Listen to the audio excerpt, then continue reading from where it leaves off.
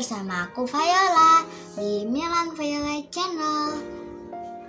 Hari ini aku akan membaca tentang sains untuk anak yang berjudul Siklus Air.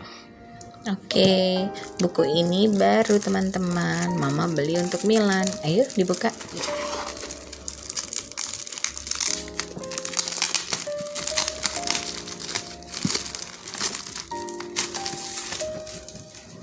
Oke. Air adalah salah satu zat yang paling penting bagi kehidupan manusia.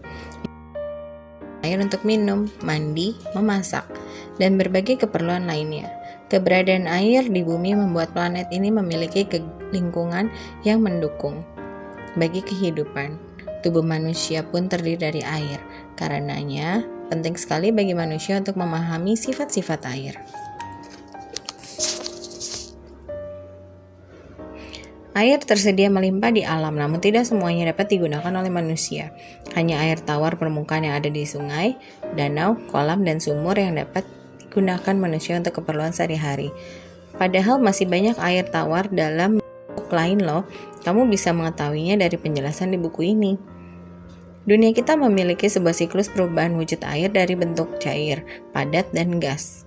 Siklus ini sangat berperan dalam persediaan air di bumi kita. Jika siklus ini terganggu, maka kehidupan kita pun akan terganggu. Wah, bahaya ya. Buku ini berisi penjelasan mengenai hal-hal yang penting terkait air dan siklus air. Ada 4 proses dalam siklus air yang bisa kamu pelajari di buku ini. Yuk, kita pelajari bersama.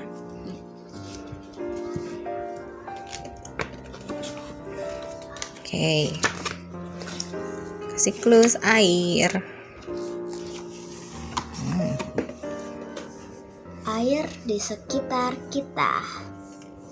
Air yang kamu minum pagi tadi, embun yang menetes dari daun di halaman, tetes hujan yang membasahi kota tadi malam, dan sungai yang mengalir membelah daratan. Pernahkah kamu membayangkan bahwa semuanya berasal dari sumber yang sama?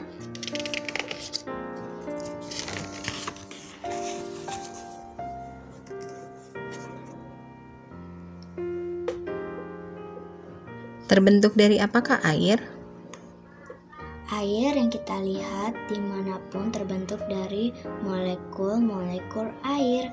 Molekul adalah gabungan dari 2 atom atau lebih.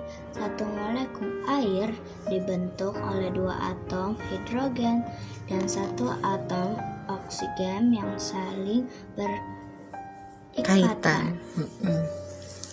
Molekul dan atom penyusun air selalu sama, namun gerakan dan jarak antara satu molekul dan molekul lainnya dapat berubah mengikuti keadaan lingkungan di sekitarnya.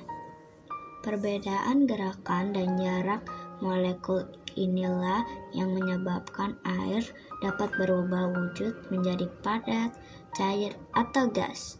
Sebab utama yang menjadikan air dapat berubah wujud adalah suhu lingkungan. Fase macam-macam wujud air. Air dalam wujud padat disebut juga sebagai es. Air berada dalam wujud padat ketika suhu lingkungannya dingin.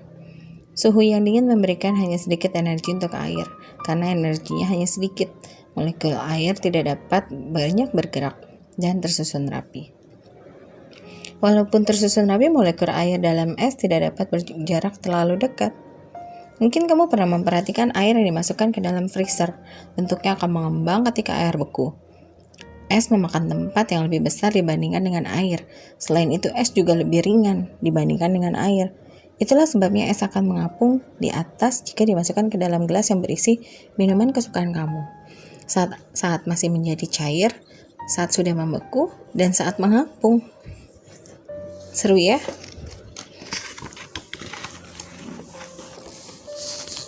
Cair.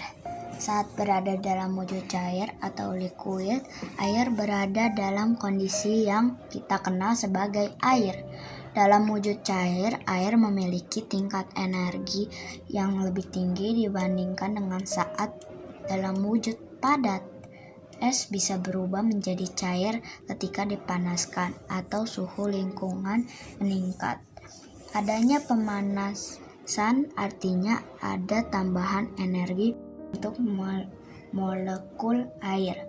Sebagai akibatnya, molekul air dalam wujud cair bisa bergerak lebih bebas. Ia bisa mengalir dan bisa menyesuaikan bentuk dengan wadah yang ditempatinya. Gas. Ketika kita memanaskan air, kita akan melihat banyak gelembung yang bergerak ke atas. Dari mana asalnya? Nih, gelembung-gelembungnya naik nih. Kalau air mendidih dimasak di atas kompor.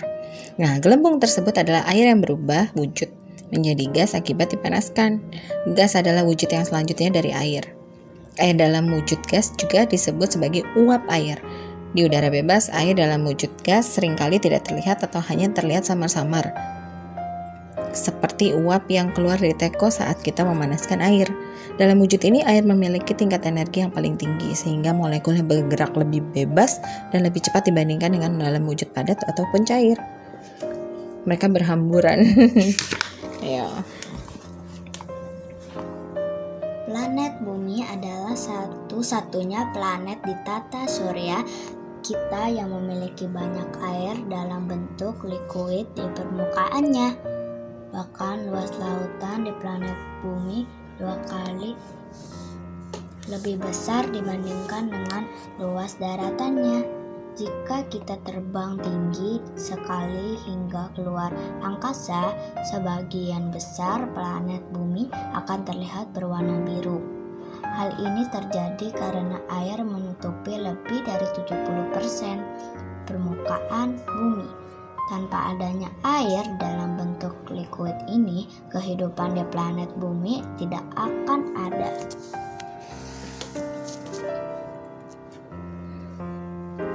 Tahukah kamu bahwa sebagian besar unsur penyusun makhluk hidup adalah air?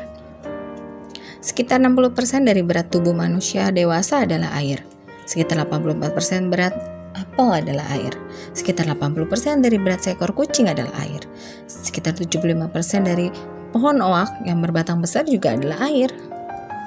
Jadi air itu ada di pohon, ada di apel, ada di manusia, ada di kucing. Apa itu siklus air? Sejak miliaran tahun lalu, kondisi planet Bumi terus berubah.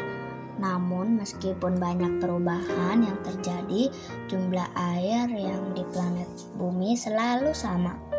Hanya saja wujudnya berubah-ubah.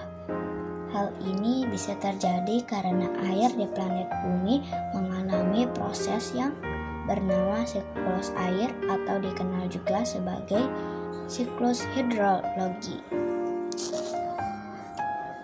Siklus air. Siklus air adalah jalur atau pola yang diikuti oleh air saat bergerak di planet Bumi. Dalam siklus ini, air terus-menerus mengalami perubahan wujud. Air dalam wujud cair bisa kita temukan di lautan, sungai, danau, bahkan di bawah tanah.